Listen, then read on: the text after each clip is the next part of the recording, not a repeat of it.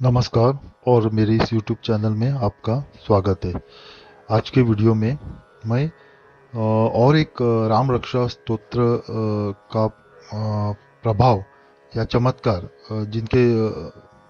जिनके जीवन में घटा हुआ है उसके ऊपर एक सत्य घटना पर आधारित मैं कहानी सुनाऊंगा, जो कृपानुभूति अंक 2022 का जो है कल्याण का, उसमें छपी हुई है। उन्हीं की भाषा में सुनाऊंगा। ये श्री व्रजभूषण लाल जी शर्मा जी ने भेजी है, उनके जीवन में घटित हुई।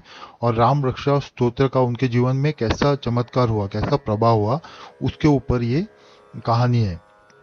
ऐसी ये जो कहानियां रहती है, जैसे मैं हर बार बताता हूँ कि ये भगवान की लीलाएं होती हैं, जो पुराणों में लिखी हुई लीलाएं हैं भगवान की। उनको पढ़ने से या सुनाने से दूसरों को जैसे पुण्य फल की प्राप्ति होती है, वैसे ये कली काल में ये जो कहानियां रहती है ये भी भगवान की लीलाएं होती हैं।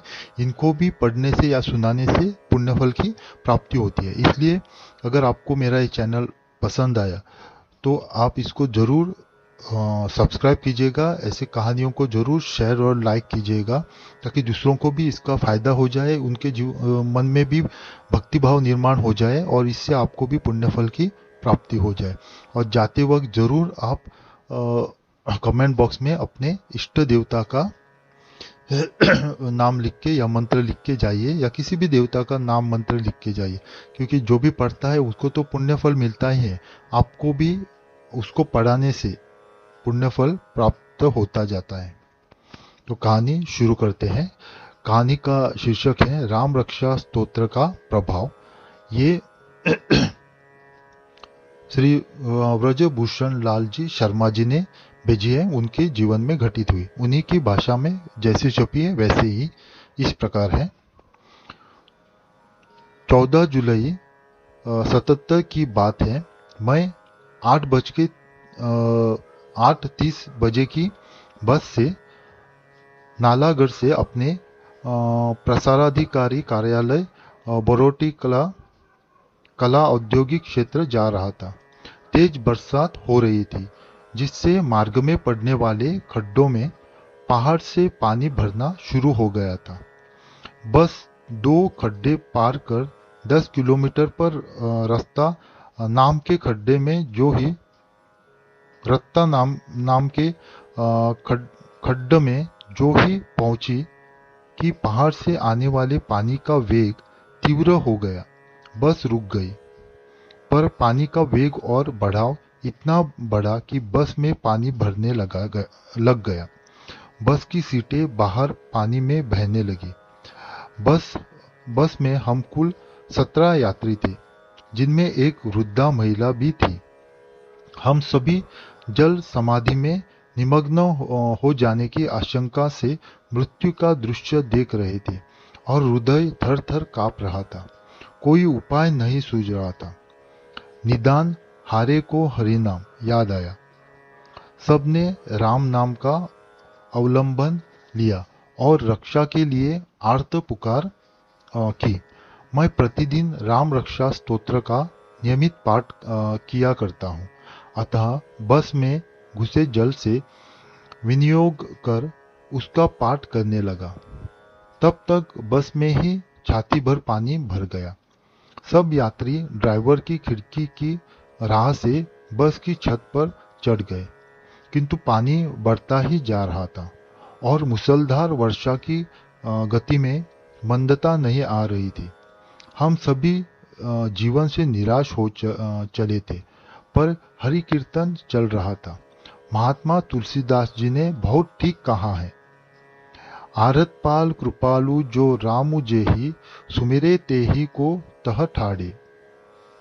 ये कवितावली 7/127 की है। तो अचानक पीडब्ल्यूडी की सिंचाई शाखा का एक ट्रक और एक अन्य ट्रक वहां थोड़ी दूर पर आकर रुक गया। उस पर बैठे आदमियों ने रस्से जोड़कर हमारी ओर फेंकना शुरू किया। किसी प्रकार छत पर रस्सा पकड़ा गया और वहीं बांधकर एक एक कर सभी यात्री 15 फीट गहरे और 50 मीटर लंबे जल प्रवाह की वेगवती धारा को पार करते उस पार पहुंचे और राहत तक की सांस ली। मैं स्वयं न तो तैरना जानता हूँ और न पानी में चलने का अभ्यासी हूँ, परंतु मैंने जो ही पानी में छलांग लगाकर आगे बढ़ने को पैर बढ़ाया, तो ही मेरी आंखें बंद हो गई और स्वप्नवत लगा कि किसी अदृश्य शक्ति ने पार पहुंचा दिया है। मैं थोड़ी देर बाद होश में आया। जब एक वृद्ध महिला और ड्राइवर आने लगे तो रास्ता टूट गया, पर भगवान की महिमा, वे दोनों भी किसी प्रकार बचा लिए गए।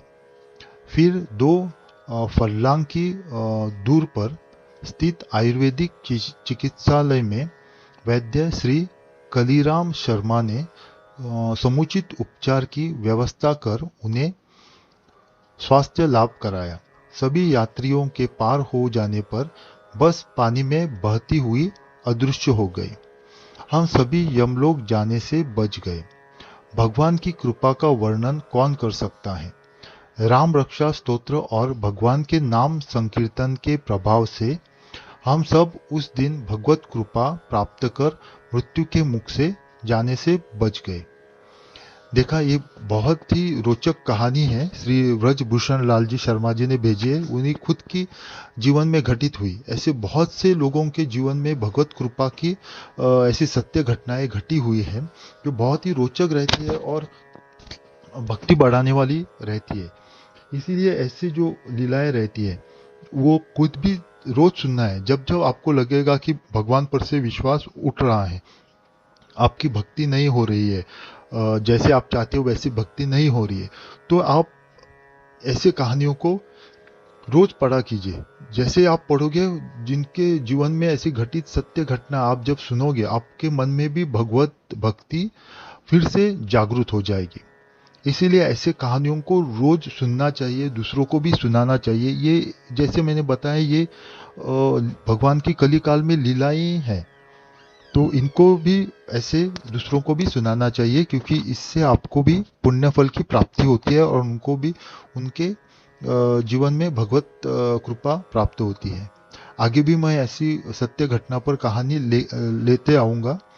इसीलिए मेरे आपसे नम्र विनती है कि अगर आपने अभी तक मेरा ये चैनल सब्सक्राइब नहीं किया है, तो अगर आपको ये चैनल मेरा अच्छा लगा, ये कहानियाँ अच्छी लगी, तो आप इसको ज़रूर सब्सक्राइब कीजिए और इस वीडियो को लाइक कीजिए और ज़्यादा से ज़्यादा शेयर कीजिए। और जाते वक्त भी आप किसी भगवान का या अपने इष्ट देवता का नाम कमेंट बॉक्स में लिखते जाइए। इससे आपको भी पुण्य फल की प्राप्ति होती है। मैं आपका बहुत आभारी रहूँगा। आपका कल्याण हो। ओम नमः शिवाय।